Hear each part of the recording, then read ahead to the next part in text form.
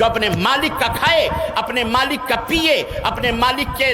رحم و کرم پر جیے، اپنے مالک کا سب کچھ پاتے ہوئے پھر اسی سے اکڑے، پھر اسی کو آنکھیں دکھائے، پھر اسی کے گھر کے اوپر قبضہ کرے، پھر اسی سے غداری کرے، پھر اسی کو برا بھلا کہے اور اپنے خود ساختہ دوستوں کو ان کو اپنا مالک سمجھے، وہ سب سے بڑا کمینہ اور ذلیل قسم کا انسان ہوتا ہے۔ لیکن اے مسلمانوں، اللہ کا شکر ادا کرو کہ اللہ نے تمہیں اپنا نوکر بنایا تو تمہیں اپنا در بھی بتلایا۔ الحمدللہ اللہ تبارک تعالیٰ نے اسلام جیسی نعمت اور اسلام جیسی دولت سے ہمیں مالا مال کیا، لیکن یاد رکھو یہ ذمہ داری ہماری تمہاری ہے کہ جس طرح اللہ کی ان برکتوں سے، ان نعمتوں سے ہم فائدہ اٹھا رہے ہیں، ہمارے ارد گرد رہنے والے بہت سارے انسان ناواقف ہیں اور نہ جانکار نہیں ہیں، ان کو اس کا گیان نہیں ہے، اس کو ان کا علم نہیں ہے۔ یہ ہماری آپ کی ذمہ داری ہے کہ ہم ان کو ان کا علم دیں، ان کا گیان دیں، ان کی معرفت بتائیں، ان کو بتائیں کہ تمہارا سچا پیدا کرنے والا کون ہے، تمہارا معبود حقیقی کون ہے۔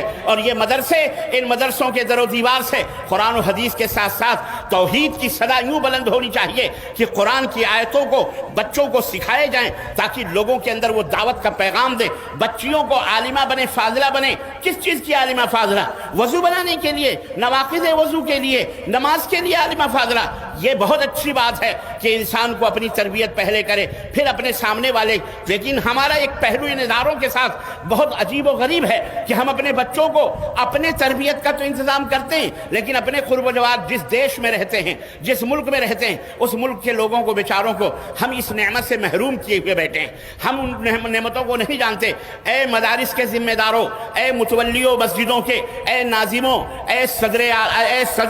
اے سیکریٹریوں، اے صدروں اور اے اساتذہ کرام اور اے معلموں، اے ذمہ داروں، ہمیں آپ سے میری دست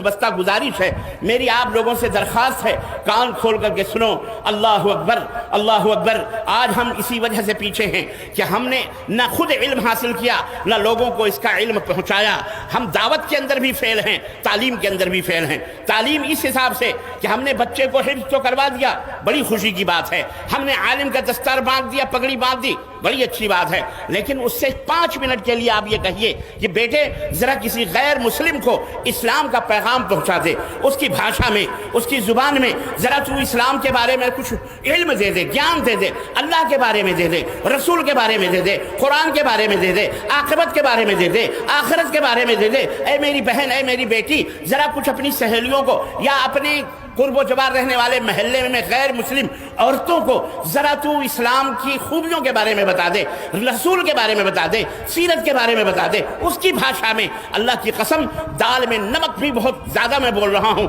بہت کم ایسے طلبہ ملیں گے، بہت کم ایسے علماء ملیں گے، بہت کم ایسے مدارس ملیں گے جہاں اس قسم کی تعلیم بچوں کو دی جاتی ہو۔